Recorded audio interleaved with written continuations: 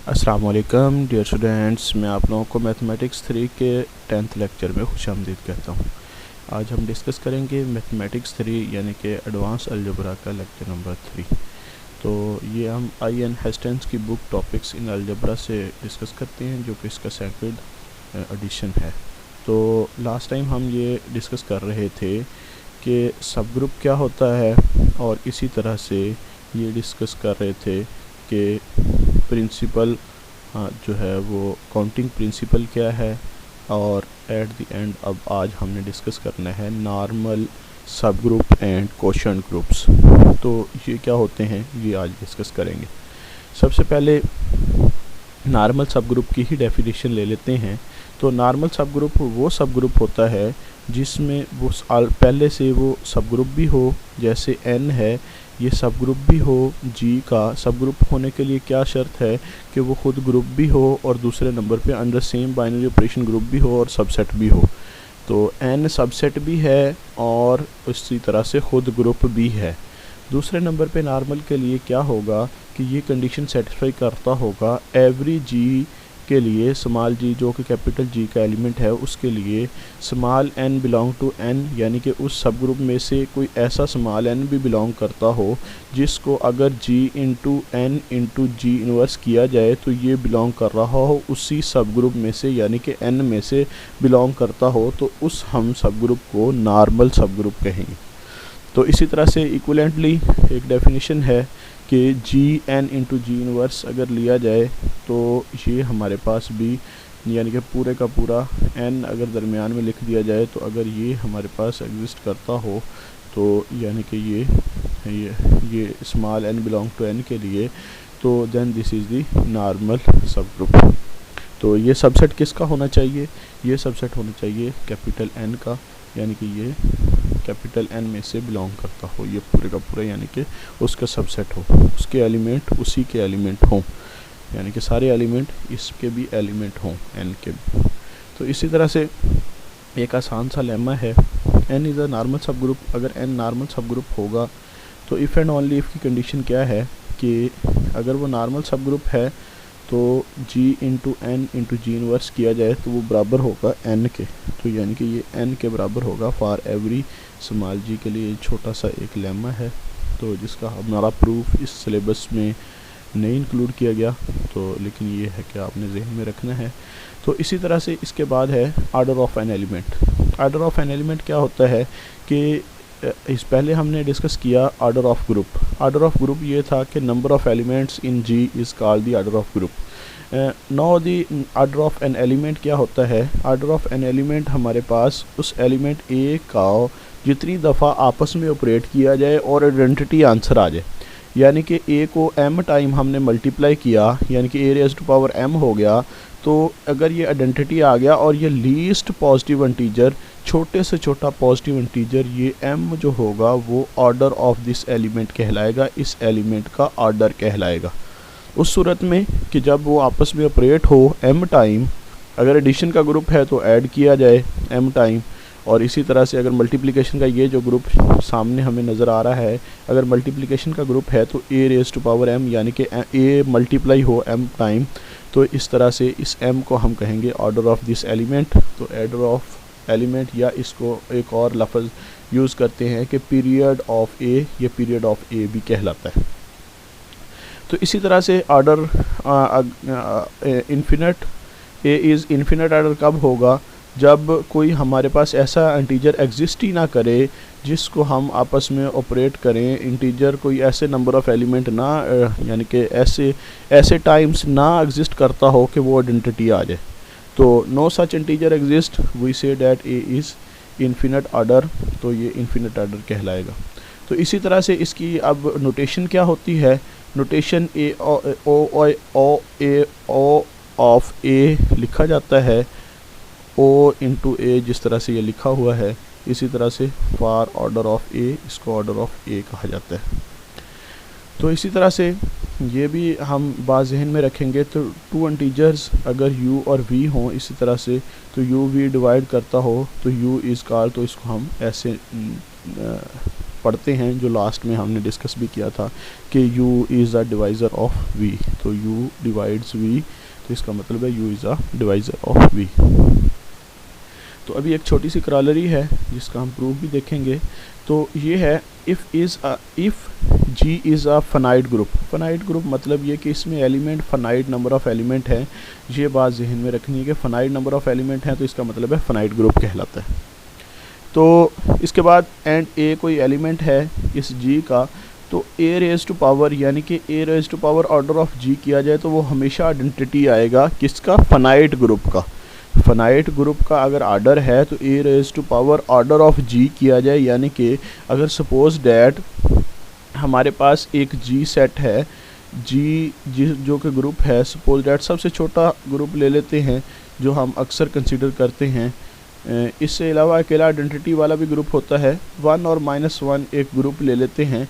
तो ये एक ग्रुप होता है क्योंकि ये ग्रुप की चार प्रॉपर्टीज़ को सेटिस्फाई करता है। तो अब इसका ऑर्डर क्या है, 2 है।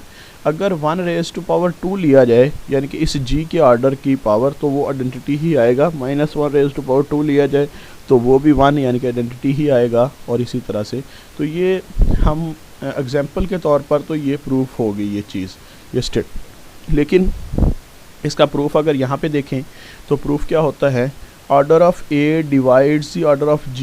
ये हमने पहले पढ़ा था, कहाँ पे, वो हमने पढ़ा था उधर लैग्रांज थ्योरम में, जिसको हमने क्रॉलरी नंबर 1 कहा था। तो अब ऑर्डर ऑफ A डिवाइड करता है ऑर्डर ऑफ G को, तो ये हमें पता है अगर फाइनाइट ग्रुप होगा तो ऑर्डर ऑफ A हमेशा डिवाइड करेगा ऑर्डर ऑफ G को, ये बात जहन में रखें। तो अब ऑर्डर ऑफ A, एक चीज़ हमने कहा था A डिवाइड्स B, तो A डिवाइड अगर B को करता है तो इसका मतलब है हम क्या कर सकते हैं, B इज़ इक्वल टू लिख सकते हैं कोई भी इंटीजर ऐसा एग्जिस्ट करेगा जिसके प्रोडक्ट में, यानी कि n इंटू A लिख सकते हैं B को, यानी कि B को किसी 2 इंटीजर्स के प्रोडक्ट में लिख सकते हैं जिसमें एक n इंटीजर होगा और इसी तरह से A एक इंटीजर है। जैसे सपोज डैट कि हम 2 डिवाइड्स 8, अब 2 8 को डिवाइड करता है, तो इसका मतलब ये है कि अब हम 8 को लिख सकते हैं 2 के किसी प्रोडक्ट में, यानी कि 2 को किसी से मल्टीप्लाई करें तो हम ये लिख सकते हैं, यानी कि 2 इंटू किस से प्रोडक्ट करें, इसका 4 से करें तो ये इसका मतलब है कि ये इसके बराबर आ जाएगा। तो इस तरह से हम ये कह सकते हैं कि अगर A डिवाइड्स B तो इसका मतलब है B is equal to there exist n, तो इस तरह B is equal to n integer है n इंटू A, तो इस तरह से लिखा जा सकता है। तो इसी तरह से order of A divides order of G, तो इसका मतलब है order of G is equal to m into A, तो यानी कि m, और ये ऑर्डर ऑफ A वैसे का वैसे ही आ गया। ये हमारे पास पूरे का पूरा एक एलिमेंट था ऑर्डर ऑफ A, तो m इसके साथ मल्टीप्लाई होगा एक इंटीजर।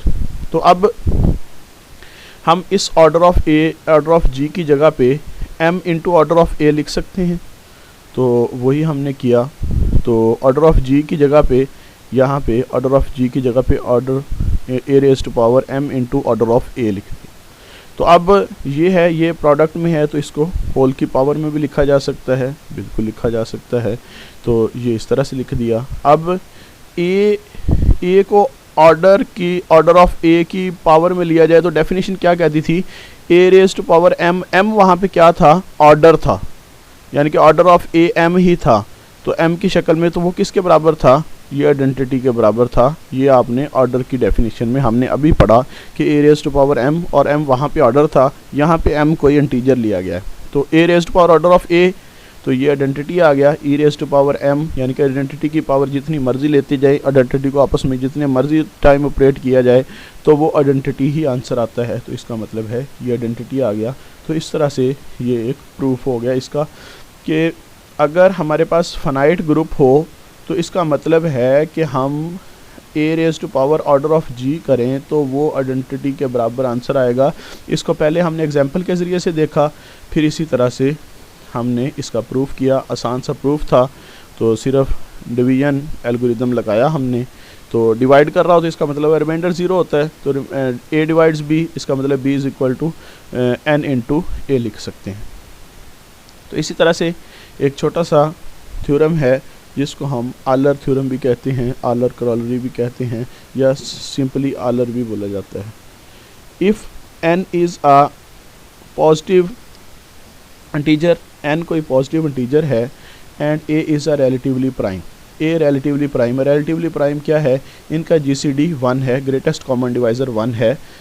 आपस में एक दूसरे के लिहाज से रिलेटिवली प्राइम, मतलब a और b रिलेटिवली प्राइम कब होंगे? a और b का GCD ग्रेटेस्ट कॉमन डिवाइज़र, यानी कि दोनों का डिवाइज़र निकाल लेंगे और ग्रेटेस्ट कॉमन डिवाइज़र क्या हो? 1 हो।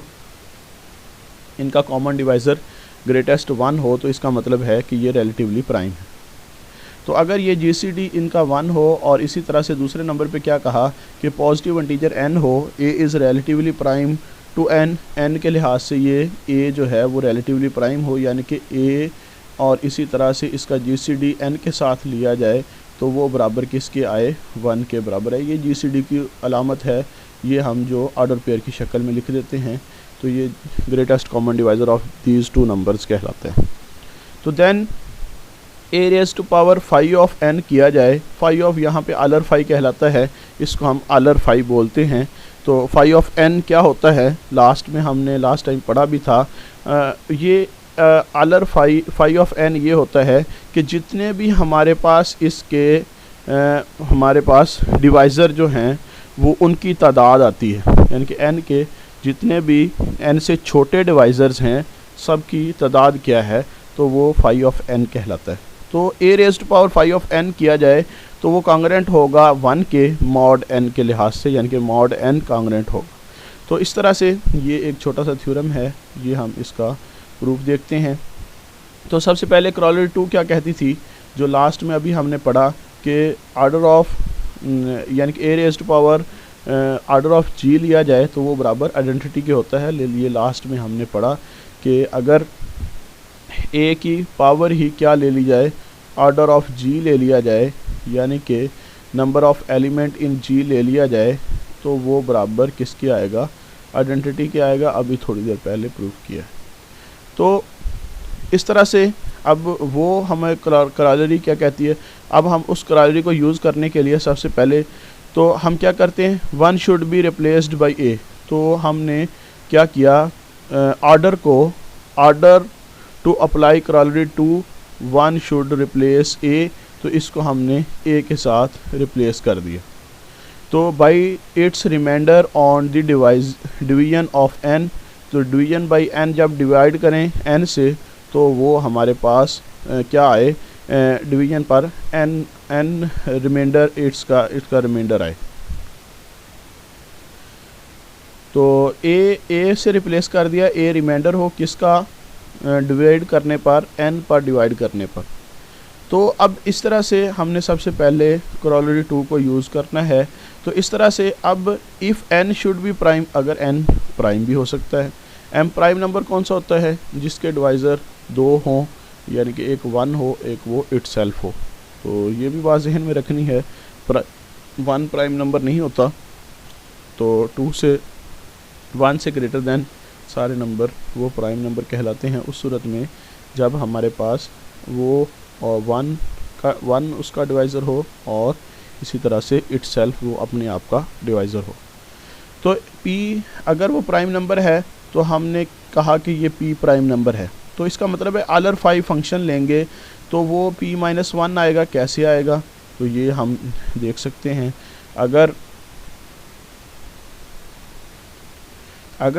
अगर हमारे पास p यानी कि प्राइम नंबर p हमने ले लिया सपोज डेट 7, अब 7 से छोटे सारे 7 के जो है वो क्या हों हमारे पास? वो सारे के सारे जो इसके साथ रिलेटिवली प्राइम हों, यानी कि जो सारे इस 7 से छोटे हों और इसके साथ रिलेटिवली प्राइम हों, यानी कि जिनके साथ इसका GCD 1 आ रहा हो, ग्रेटेस्ट कॉमन डिवाइज़र 1 आ रहा हो। तो अब देखें, सपोज डैट 7 से छोटा इसी तरह से 6 भी है, इसी तरह से 5 भी है, 1 भी है, 2 भी है, 3 सो ऑन 4 भी है, ये 6 तक हैं और सबके साथ इसका GCD क्या आ रहा है? 1 आ रहा है, ग्रेटेस्ट कॉमन डिवाइज़र 1 आ रहा है। तो इसका मतलब रिलेटिवली प्राइम है, यानी कि 1 भी इसके साथ रिलेटिवली प्राइम है, 2 भी इसके साथ रिलेटिवली प्राइम है, इसी तरह से 3 भी इसके साथ रिलेटिवली प्राइम है, इसी तरह से 4 भी इसके साथ रिलेटिवली प्राइम है, इसी तरह से 5 भी इसके साथ रिलेटिवली प्राइम है, और इसी तरह से 6 भी इसके साथ रिलेटिवली प्राइम है।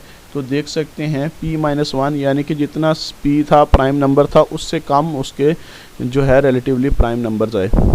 तो पहले मैं गलती से वो डिवाइज़र शायद कह दिए, तो ये आप लोग जहन में रखेंगे। तो ये रिलेटिवली प्राइम्स नंबर जितने भी हो गए उनकी काउंटिंग लेते हैं, उसकी जितनी काउंटिंग आएगी वो हमारा आलर-फाई फंक्शन कहलाता है, उसका आलर-फाई फंक्शन कहलाता है। तो फाई ऑफ p जो क्या होगा p-1 यानी कि जितने भी प्राइम नंबर होंगे उसमें से एक निकाल दिया जाए तो वो उसके आलर-फाई फंक्शन आएगा। तो इस तरह से अब if a is an integer relatively prime to p, तो अब अगर रिलेटिवली प्राइम p है तो देन क्रॉलरी 3 क्या कहती है, जो यही क्रॉलरी है तो क्या हो जाएगा a रेज़ टू पावर। अब ये चीज़ हमने प्रूव करनी है, यानी कि p-5 की जगह पे क्या हो गया, फाई ऑफ p की जगह पे यहाँ पे फाई ऑफ n था, तो ये हमारे पास फाई ऑफ p हो गया, प्राइम नंबर रिप्लेस कर दिया n के साथ। तो अब ये n जो है ना शुड भी हमने प्राइम कहा है ना, तो इस तरह से ये फाई ऑफ ये p हो जाएगा। फाई ऑफ p किसके बराबर है, p-1 है, तो इस तरह से ये a raise to power p-1 आ गया। ये कांगोरेंट किसके है 1, और मॉड क्या है n था वहाँ पे, और p की जगह पे n की जगह पे हमने p रिप्लेस किया, तो इस तरह से यहाँ पे p आ गया। तो हम ये देख सकते हैं a raise to power prime number किया जाए तो इसका मतलब है वो a हमारे पास मॉड p आएगा। तो ये किस तरह से आएगा, ये यहाँ पे हम इसका a raise to power p और इंटू a कर सकते हैं, a रेज़ टू पावर -1। तो इस तरह से जब हम देखेंगे तो वो सेम हमारे पास a उस तरफ चला जाएगा यानी कि डिवीजन में। तो ये क्योंकि हमें पता है कांग्रेंट क्या होता है, a कांग्रेंट हो b मॉड n हो, तो इसका मतलब है n divides b minus a। तो इस तरह से हम इसका आसानी से सोल्यूशन निकाल सकते हैं। तो इस तरह से a raise to power p is equal to आ गया a मॉड p आ गया। तो ऑन द अदर हैंड हम दूसरे तरीके से ये दे सकते हैं a is not relatively prime to p। अब पहले नंबर पे यह हमने इस तरह से देखा तो ये प्रूफ हो गया, इस तरह से ये इसके बराबर आ गया a raise to power p, और ये कांग्रेंट टू a और मॉड p के लिहाज से। और अगर नहीं प्राइम है, रिलेटिवली प्राइम नहीं है, is not a relatively prime to p, तो p के लिहाज से रिलेटिवली प्राइम नहीं है। तो since p is a prime तो p खुद प्राइम है, तो तो हम ये कह सकते हैं वी मस्ट हैव, तो इसका मतलब है कि p डिवाइड करेगा a को, यानी कि p इसका मतलब है प्राइम नंबर उसको डिवाइड करेगा।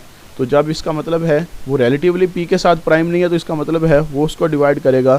तो इसको हम कह सकते हैं a congruent to 0 mod p, तो इसका मतलब है वो इसको डिवाइड कर रहा है, तो ये a कांग्रेंट होगा b मॉड p के लिहाज से। तो hence 0 is equal to a raise to power p congruent to a mod p। तो इस तरह से हेयर इज़ आल्सो, तो इस तरह से ये प्रूफ होगा। आगे फॉर्मेट है हमारे पास, वो भी थ्योरम क्रॉलरी है। तो ये अगर p प्राइम नंबर हो and a is an integer, p पहले नंबर पे प्राइम नंबर हो और a कोई इंटीजर हो, तो then a raise to power p is equal to होगा इज़ इक्वल नहीं कांग्रेंट होगा a के और मॉड p। तो इस तरह से ये भी आसान है, इसका भी प्रूफ नहीं करना, लेकिन ये है कि स्टेटमेंट जहन में रखनी। G is a finite group, अगर G फाइनाइट ग्रुप है, who's order is a prime number p, तो अगर उसका ऑर्डर प्राइम नंबर p है तो then G is a cyclic group. Cyclic group वो होता है जो एक एलिमेंट से जनरेट हो रहा हो। तो यानी कि जैसे यहाँ पे हमारे पास अगर हो 1 -1 आयोटा माइनस आयोटा, ये हमारे पास अगर ग्रुप हो तो ये आयोटा से जनरेट होता है, आयोटा को आयोटा से ऑपरेट करते जाएं तो ये सारे एलिमेंट बनते जाएंगे। तो इस तरह से ये साइक्लिक ग्रुप कहलाता है। तो इसके बाद है काउंटिंग प्रिंसिपल, तो ये हमारा अभी का टॉपिक है। तो इसमें सबसे पहले हमने कोसेट्स पढ़े थे। कोसेट्स क्या होते थे, तो अगर H कोई सब ग्रुप हो तो कोसेट वो होता है कि अगर H के साथ कोई हमारे पास लेफ़्ट साइड से अगर G का कोई एलिमेंट ऑपरेट कर दें H के साथ, तो इसका मतलब है वो लेफ़्ट कोसेट है। अगर राइट के साथ ऑपरेट कर दें तो वो राइट कोसेट है। तो इस तरह से ये कोसेट होते थे। तो हम ये सबसे पहले सब ग्रुप डिफ़ाइन कर चुके हैं। सब ग्रुप क्या होता है, वो ग्रुप भी हो और अंडर सेम बाइनरी ऑपरेशन, जिस तरह से जी ग्रुप है और इसी तरह से सबसेट भी हो।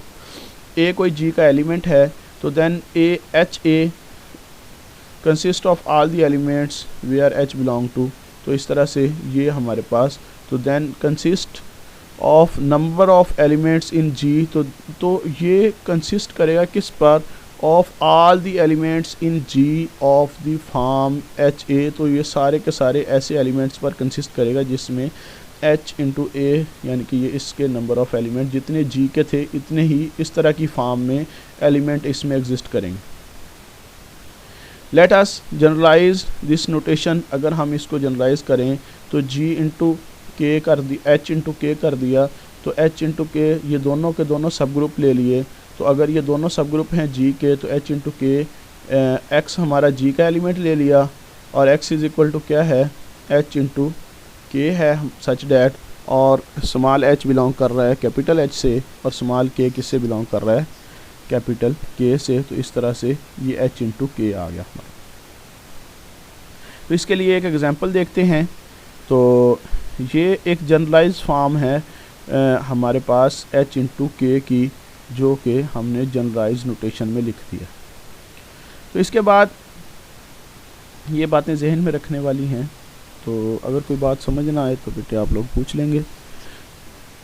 तो एग्जांपल में सबसे पहले S3 ले लिया हमने, S3 सिमेट्री ग्रुप कहलाता है, तो ये हमारे पास S3 है, S3 और इसका सब ग्रुप है, सपोज डैट एक पहला सब ग्रुप ले लिया जिसमें आइडेंटिटी एलिमेंट है और एक फाई एलिमेंट है। इसी तरह से के इसका एक और सब ग्रुप ले लिया जिसमें आइडेंटिटी एलिमेंट है और फाई इंटू साई एक एलिमेंट है, यानी कि दोनों में एलिमेंट है। तो ये भी हम बात जहन में रखें कि अगर फाई स्क्वायर किया जाए तो वो बराबर होता है किसके, वो बराबर होता है हमारे पास फाई इंटू साई होल के स्क्वायर के, और ये बराबर किसके होता है, आइडेंटिटी के बराबर होता है। तो वो अब दोनों के दोनों सब ग्रुप हैं इसमें।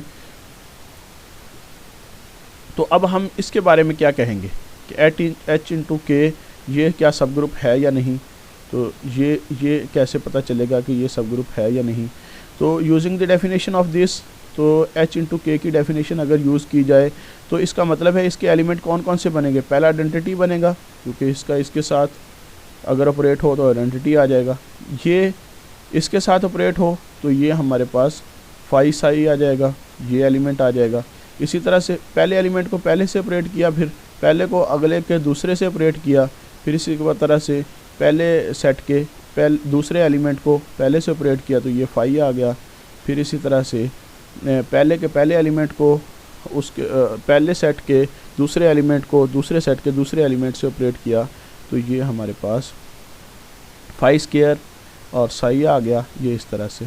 तो ये इसको ऑपरेट किया साई स्क्वायर, हमने फाई स्क्वायर कहाँ यहाँ पे दिया था कि वो बराबर है आइडेंटिटी के, तो इसका मतलब है कि ये आइडेंटिटी हो गया तो अकेला ये साई बच गया। तो सिंस एच के consist of the 4 element and 4 is not a divisor of 6, तो ये हमने लास्ट में लैग्रांज थ्योरम में कहा था कि सब ग्रुप जो है वो उसका आर्डर जो है वो ग्रुप के आर्डर को डिवाइड करता है। तो इसका मतलब है 4 अब डिवाइज़र नहीं है 6 का, तो इसका मतलब है डिवाइज़र नहीं है तो ये सब ग्रुप नहीं होगा। तो by the Lagrange theorem H K is not अ सब ग्रुप ऑफ S3, तो इसका मतलब है ये सब ग्रुप नहीं है। तो ये बात वेरीफाई होगी कि ये इसका एच के जो है वो सब ग्रुप नहीं है। तो इसी तरह से ये के एच भी चेक कर लेंगे, तो ये के एच मालूम किया तो वो दोनों बराबर नहीं थे, तो ये इसका मतलब है, तो ये इसी तरह से ये भी सब ग्रुप नहीं है, के एच भी सब ग्रुप नहीं था, एच के भी सब ग्रुप नहीं है।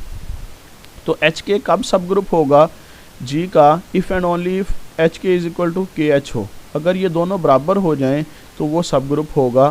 तो दो सेट्स को बराबर साबित करने के लिए याद होगा आपको मैंने बताया था कि अगर हमने ए और बी दो सेट हैं, इनको दोनों को अगर बराबर साबित करना है तो इसका मतलब है कि हम क्या करेंगे कि ए का सबसेट बी को प्रूव कर देंगे, यानी कि ए का ए सबसेट है बी का और इसी तरह से बी सबसेट है ए का, ये दोनों चीज़ें प्रूव कर देंगे। यानी कि इस तरह से बी किस चीज़ का सबसेट है, ए का।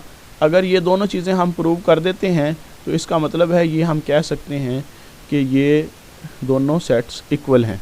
और ए को अगर सबसेट प्रूव करना है बी का, तो मैंने कहा था एक एलिमेंट लेंगे ए का और उसको कहेंगे कि ये फॉर ऑल ए के एलिमेंट को ज़ाहिर करता है। तो ए का एक एलिमेंट लेंगे और उसी एलिमेंट को अगर बी का साबित कर देंगे तो इसका मतलब है ए सबसेट है बी का। तो इसी तरह से सपोज सबसे पहले क्या किया कि ये चीज़ कंसीडर कर ली, इफ़ एंड ओनली इफ़ की कंडीशन जो होती है ये नेसेसरी एंड सफिशिएंट कंडीशन होती है। तो इसका मतलब है कि ये चीज़ कंसीडर करके हमने ये चीज़ प्रूव करनी होती है, पहले वाली चीज़ प्रूव करनी होती है इफ़ एंड ओनली इफ़ से पहले, और ये चीज़ कंसीडर करके दूसरी को प्रूव करना होता है इफ़ एंड ओनली इफ़ के बाद वाली चीज़। तो इस तरह से हमने सबसे पहले बाद वाली चीज़ को कंसीडर कर लिया, फिर उसके बाद पहली को प्रूव करना है। तो h इंटू के इज़ इक्वल टू है k इंटू एच के, ये हमने चीज़ सपोज कर ली।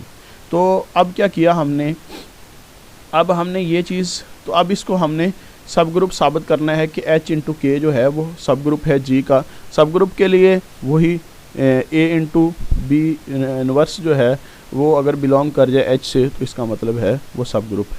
तो इस तरह से वो जो लास्ट में हमने 2-3 लेक्चर पहले एक थ्योरम पढ़ा था, वही थ्योरम की स्टेटमेंट को प्रूव करने के लिए।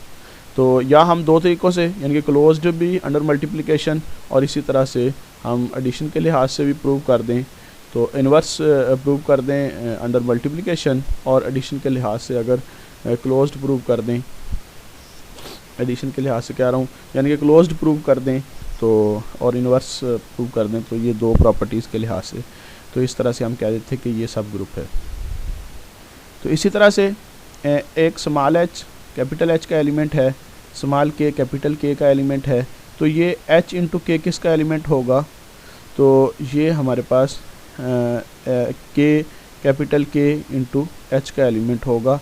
तो ये हमें पता है, तो ये हमने इसके बराबर ले लिया, क्योंकि ये हमने कहा था कि ये अगर दोनों को एक दूसरे के साथ इंटरचेंज किया जाए तो वो answer, if we know not two, तो ये हमारे पास ये यहाँ पे बराबर ज़रूरी नहीं है कि ये k1 is equal to k हो या k2 h1 is equal to ये हो। तो अब हमने यहाँ पे क्या किया कि to prove that hk is a subgroup we verify the closed, पहले नंबर पे क्लोज्ड साबित करेंगे, दूसरे नंबर पे क्या चीज़ साबित करेंगे कि इसका इन्वर्स भी hk में ही है, यानी कि इसी में है इन्वर्स। पहले नंबर पे क्लोज्ड साबित कर देंगे कि इसके सारे एलिमेंट आपस में अगर ऑपरेट किए जाएं तो वो उसी में होंगे, और दूसरे नंबर पे इसका इन्वर्स भी इसी में बिलोंग करता है। तो अब हमने दो एलिमेंट ले लिए, एक x एलिमेंट ले लिया hk का और एक y एलिमेंट ले लिया hk का, कैपिटल hk का। ये हमारे पास दोनों एलिमेंट आ गए। अब स्मॉल x किसके बराबर है, स्मॉल h और स्मॉल k के बराबर है, और ये हमारे पास इसका एलिमेंट, और इसी तरह से ये प्राइम में y के एलिमेंट प्राइम में ले ली। अब अगर हम दोनों को ऑपरेट करते हैं आपस में, दोनों को ऑपरेट करने के बाद अगर ये इसी का एलिमेंट बनता है तो इसका मतलब है क्लोज्ड है। तो दोनों को ऑपरेट कर दिया, तो ये h k और h प्राइम k प्राइम ये एक एलिमेंट बन गया। तो अब ये हमें पता है जो गिवन चीज़ है कि H K is equal to है के एच के, तो अब इसका मतलब है इनको हम इंटरचेंज भी कर सकते हैं। तो दोनों को इंटरचेंज कर दिया, तो इस तरह से हम इसको लिख दिया। तो ये आ गया हमारे पास, hence X Y is equal to ये आ गया, तो जो कि बिलोंग कर गया हमारे पास किससे, एच के से। किस तरह से हमने ये एलिमेंट इसको अलग-अलग कर दिया, इसी तरह से के एलिमेंट्स को अलग कर दिया, क्योंकि ये हमें पता था कि दोनों को हम इंटरचेंज कर सकते हैं। तो इस तरह से यही यहाँ पे ऑपरेट हुआ। पहले नंबर पे ये के इधर ले गए, ठीक है, फिर एच इधर आ गया, इसी तरह से फिर के इसके साथ ऑपरेट होगा, यानी कि एक तरफ के ले आएंगे, एक तरफ एच के एलिमेंट आ जाएंगे। तो इस तरह से ये हमारे पास आंसर, इसका एच के का एलिमेंट बन जाएगा, तो इसका मतलब है कि ये क्लोज्ड है। इसी तरह से इन्वर्स एक्स वाले एलिमेंट का ही इन्वर्स ले लिया, तो इस तरह से इन्वर्स लेंगे तो ये हमें पता है ए बी का इन्वर्स लेते हैं तो वो बराबर आता है बी इन्वर्स ए इन्वर्स के। तो इसी तरह से ये एच के का इन्वर्स लिया तो ये के इन्वर्स एच इन्वर्स के बराबर आ गया। तो ये बिलोंग कर गया के एच को, और ये के एच किसके बराबर था, एच के, तो इसी का एलिमेंट बन गया इन्वर्स भी। तो इस तरह से ये सब ग्रुप साबित हो गया। अब सब ग्रुप लेके हमने साबित करना है कि H K is equal to K H है, ये आप लोग खुद करेंगे। तो वही क्राइटेरिया यूज़ करते हुए A is equal to B कैसे साबित करते हैं, उसका एक एलिमेंट लेते हैं, दूसरे का एलिमेंट प्रूव करते हैं। तो इस तरह से ये सबसेट हो जाता है। तो दो, एक सबसेट हो दूसरे का और दूसरा सबसेट हो पहले का, तो वो दोनों बराबर होते हैं। तो इस तरह से ये प्रूव कर सकते हैं। तो ये अबिलियन के लिहाज से ये हमेशा से an interesting special case in this situation when G is abelian group. तो इन दिस केस ट्रिवियली ये चीज़ साबित होगी कि अगर अबिलियन ग्रुप है, अबिलियन मतलब कम्यूटेटिव प्रॉपर्टी होल्ड करती है, A B is equal to B A है, तो H K is equal to K H होगा। ये बात आपने जहन में रखनी।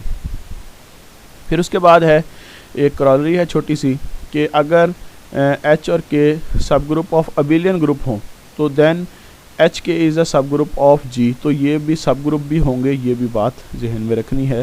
तो ये आप लोग खुद प्रूफ कर सकते हैं, और ना सिलेबस में नहीं है, तो आप लोग देखना चाहें तो देख सकते हैं। तो इसी तरह से एक और थ्योरम की स्टेटमेंट है, अगर एच और के दोनों के दोनों फाइनाइट सब ग्रुप हों जी के, फाइनाइट सब ग्रुप हों जी के of order O of H, यानी कि ऑर्डर ऑफ एच और ऑर्डर ऑफ के, तो इस तरह से order of K into H लिखा जा सकता है। Order of H, order of K, इन दोनों का product divided by order of H intersection K, जितने भी इंटरसेक्शन में एलिमेंट कॉमन एलिमेंट होंगे उनके ऑर्डर को, तो इस तरह से ऑर्डर ऑफ एच के आ जाएगा।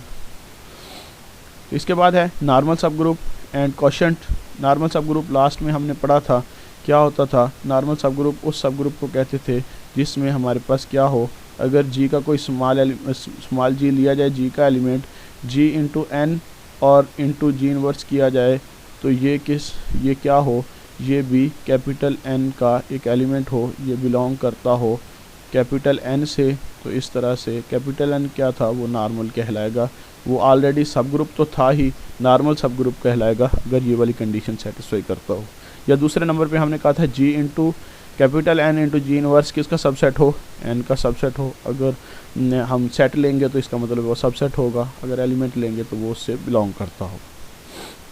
तो इसी तरह से S3 की एग्जांपल ली, तो एक सब ग्रुप लिया आइडेंटिटी एलिमेंट और 5, since the index of this is 3, तो इंडेक्स इसका 3 है। तो ये हम पहले से जानते हैं कि इसका इंडेक्स 3 है। हमारे पास कोसेट्स की तादाद, नंबर ऑफ डिस्टेंट कोसेट्स हमारे पास 3 है। तो इस तरह से तो देन हमारे पास right cosets in 3 and left cosets of H in G, तो इस तरह से 3 ही हमारे पास लेफ़्ट हैं, 3 ही राइट कोसेट्स हैं। तो इस तरह से इसका मतलब है अब राइट कोसेट्स अगर निकालें तो राइट कोसेट्स कौन से बनते हैं, एच इंटू हमारे पास इसने साई अप्लाई कर दिया, और इसी तरह से एच इंटू साई और एच इंटू साई स्क्वायर। तो इस तरह से ये एलिमेंट ये, और इसी तरह से एच इंटू ये लेफ़्ट साइड से ऑपरेट कर दिया जी के एलिमेंट्स को, पहले आइडेंटिटी को ऑपरेट किया तो वही का वही आंसर आ गया, फिर साई से, फिर इसी तरह से साई स्क्वायर से। तो इस तरह से ये हमारे पास इसके लेफ़्ट कोसेट्स आ। तो इसके बाद तो हम क्या कहते हैं कि हमारे पास 5 Sai is not a left coset, तो ये लेफ़्ट कोसेट नहीं है ये, बल्कि राइट कोसेट है, क्योंकि ये राइट साइड से ऑपरेट हो रहा है साई इसके साथ एच इंटू साई। तो इस तरह से तो G is equal to H square. तो अगर ये एन ये है, ये नॉर्मल सब ग्रुप होगा, तो ये पहले नंबर पे ये ग्रुप है, सब ग्रुप है इसका, तो ये इसके राइट कोसेट्स निकाले। तो इस तरह से ये हमारे पास 5 ऑपरेट हुआ, तो ये जी के एलिमेंट्स के ज़रिए से ये इस तरह से आया। तो इसके राइट कोसेट्स और लेफ़्ट कोसेट्स हैं। This subgroup N of a group G is a normal subgroup. अगर नॉर्मल सब ग्रुप है ऑफ जी का, if and only if every left coset of N in G is a right coset. तो अगर if and only क्या होगा, left coset है N का इन G, तो वो राइट कोसेट भी होगा एन इन जी। तो ये बात जहन में रखनी है कि जब भी नॉर्मल सब ग्रुप होगा, इफ़ एंड ओनली की कंडीशन है, तो इसका मतलब है लेफ़्ट और राइट कोसेट्स दोनों बराबर होंगे। तो लेफ़्ट कोसेट उसका राइट कोसेट भी होगा। तो इस तरह से ये, तो आज तक के लिए इतना ही। थैंक्स एंड अल्लाह हाफिज़। दुआ में याद रखें, अल्लाह हम सब का हामी।